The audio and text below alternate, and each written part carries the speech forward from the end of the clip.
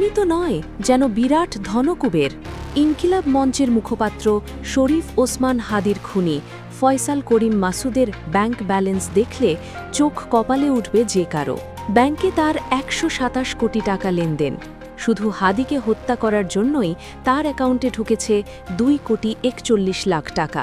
কিন্তু কারা হাদিকে হত্যার জন্য এত টাকা দিলই শুটারকে? কারা ফয়সাল করিম মাসুদের কোটি টাকার সাম্রাজ্যের পৃষ্ঠপোষক?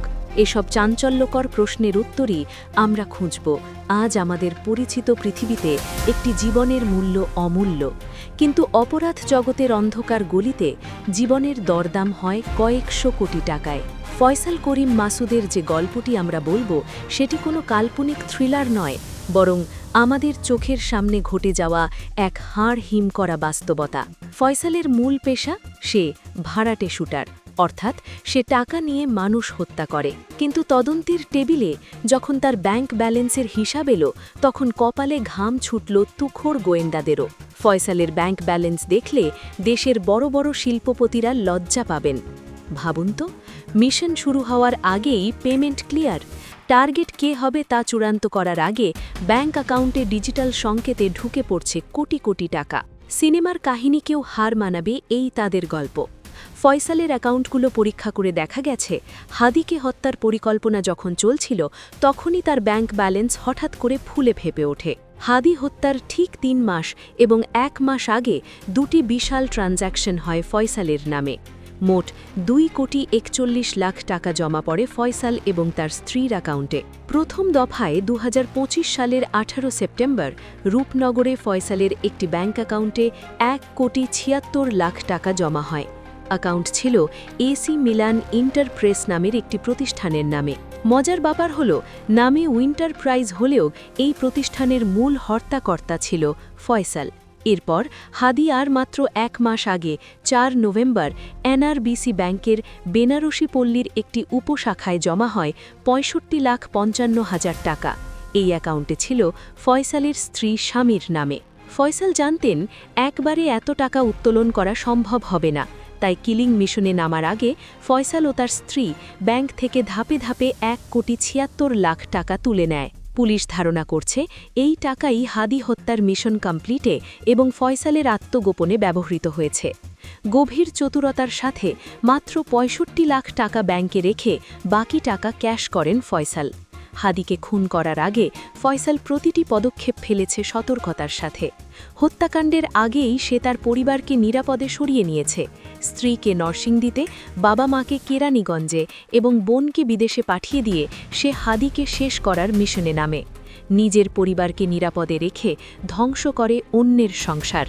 যদিও পুলিশ ইতিমধ্যে হাদির বাবা মা ও স্ত্রীকে গ্রেপ্তার করতে সক্ষম হয়েছে, কিন্তু একটি খুনের ঘটনাতে ফয়সালের অপরাধ শেষ নয়। ফয়সাল করিম মাসুদের কালো টাকার সাম্রাজ্য আরও অনেক বিস্তৃত।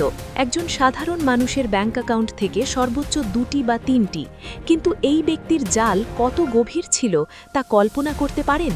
মাত্র একজন ব্যক্তির নামে দেশের ১৪টি নামি দামি ব্যাংকের সচল ছিল ৫৩টি অ্যাকাউন্ট। হ্যাঁ, ঠিকই শুনেছেন, ফয়সাল ৫৩টি ব্যাংক অ্যাকাউন্ট ব্যবহার করত। ২০১৭ থেকে ২০২৫ এই ৮ বছরে সংক্ষিপ্ত সময়ে তার এসব অ্যাকাউন্টে লেনদেন হয়েছে ১,২৭,০০,০০০ টাকা। একজন খুনির হাতে ১০০ কোটি টাকা লেনদেনের এই অবিশ্বাস্য রহস্য চিন্তায় ফেলে দিয়েছে সিআইডি সহ সকল গোয়েন্দা সংস্থাকে। গোয়েন্দারা ফয়সালের কুকীর্তি খুঁজতে যত গভীরে গিয়েছেন, ততই বেরিয়ে এসেছে এক অন্ধকার জগতের ব্লুপ্রিন্ট। একজন শুটারের ব্যাংকে ১২৭ কোটি টাকার লেনদেন শুধুই কি খুনের সুপারি, নাকি এর পেছনে লুকিয়ে আছে মানি লন্ডারিংয়ের এমন এক আন্তর্জাতিক সিন্ডিকেট যা আমাদের কল্পনার বাইরে? একজন শুটারের অ্যাকাউন্টে এত বিশাল অর্থ কখনোই কোনো ভালো উদ্দেশ্যে আসতে পারে না। তাহলে এই টাকার যোগানদাতা কারা? পর্দার আড়ালে বসে কারা ফয়সালের মতো দাবার ঘুঁটি চলছে? এই ১২৭ কোটি টাকার পাহাড় রাতারাতি তৈরি হয়?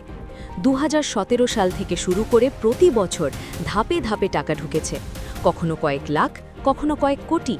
এই লেনদেনের ধরন দেখে বিশেষজ্ঞরা বলছেন এটি একটি সুসংগঠিত মানি লন্ডারিং চক্রের কাজ। খুনের সুপারির আড়ালে মূলত কালো টাকা সাদা করার এক বিশাল ইন্ডাস্ট্রি খুলে বসেছিল এই ফয়সাল। ফয়সাল কিন্তু বোকা ছিল না। সে জানত সরাসরি আন্ডারওয়ার্ল্ডের পরিচয় দিলে ধরা পড়ার সময়ের মাত্র ব্যাপার। তাই সে নিজের চারপাশে তৈরি করেছিল গ্ল্যামারাস কর্পোরেট মুখোশ। সমাজের চোখে সে ছিল একজন সফল এবং প্রতিভাবান এই ব্যবসায়ী। নিজের এবং নিজের স্ত্রীর নামে সে একে একে খুলেছিল বেশ কয়েকটি গাল ভরা নামের প্রতিষ্ঠান।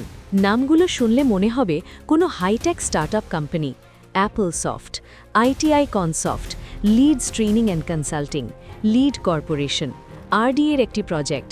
এই নামগুলো যখন ভিজিটিং কার্ডে থাকত তখন কেউ ভাবতে পারেনি এর ভেতরে কত বিষাক্ত জঞ্জাল জমা হয়ে আছে। সিআইডি এবং সাহসী সাংবাদিকরা যখন বাংলা মোটরের রূপায়ণ টাওয়ারে এসব কোম্পানির সন্ধানে গেলেন, তখন বেরিয়ে এলো আসল ধোঁকাবাজি। কাগজে কলমে বাংলা মোটর কিংবা আদাবরের বাইতুল আমান হাউজিংয়ের এই কোম্পানিগুলোর ঠিকানা দেওয়া থাকলেও সেখানে বাস্তবে কোনো অফিস ছিল না। ছিল না কোনো দক্ষ আইটি ইঞ্জিনিয়ার বা কোনো উন্নত সার্ভার রুম। সেখানে ছিল শূন্য দেওয়াল আর মিথ্যে আশ্বাসের সাইনবোর্ড। লিডস ট্রেনিং সেন্টারের অফিসে গিয়ে দেখা গেল 1.5 বছর আগেই তারা সব কিছু গুছিয়ে উধাও হয়ে গেছে। অর্থাৎ এই কোম্পানিগুলো কোনোদিন কোনো সফটওয়্যার বানায়নি। এটা বানিয়েছিল অপরাধের তাকে লঞ্চ করার এক অভূতপূর্ব পথ। হিটম্যান বা কন্ট্রাক্ট কিলিংয়ের মাধ্যমে উপার্জিত রক্তমাখা টাকা এই কোম্পানিগুলোর নাম দিয়ে লুইদ ব্যাংকিং চ্যানেলে প্রবেশ করানো হতো। তদন্তে উঠে এসেছে আরও এক ভয়ঙ্কর তথ্য।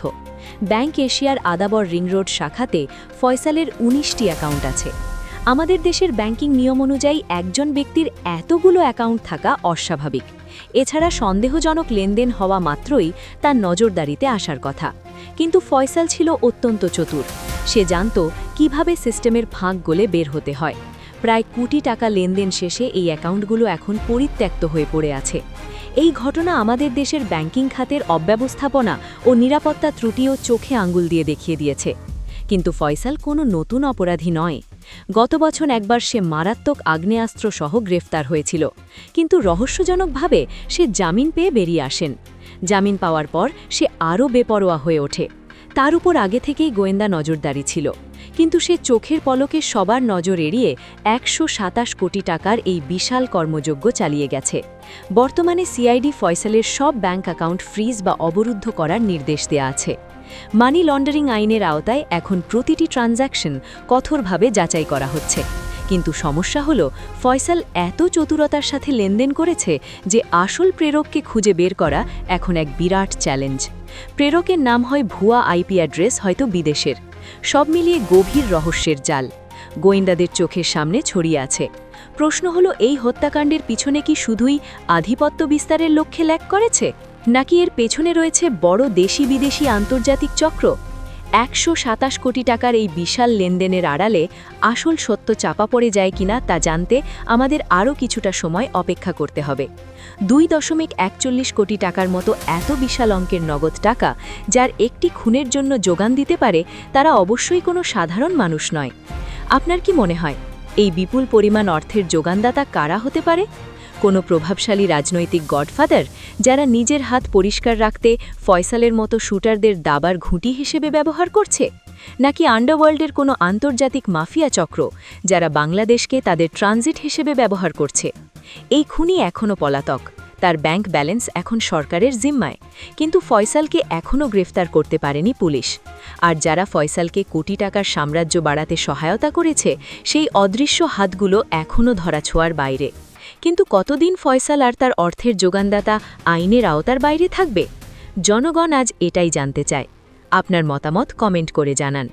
আমাদের চ্যানেলে আপনার কি মনে হয়, পর্দার আড়ালে থাকা সেই গডফাদাররা ধরা পড়বে? ভিডিওটি ভালো লাগলে লাইক দিন এবং এই চাঞ্চল্যকর তথ্য ছড়িয়ে দিতে ভিডিওটি শেয়ার করুন। ক্রাইম জগতের এমন সব গা শিউরে ওঠা ইনভেস্টিগেটিভ স্টোরি জানতে আমাদের সঙ্গে থাকুন।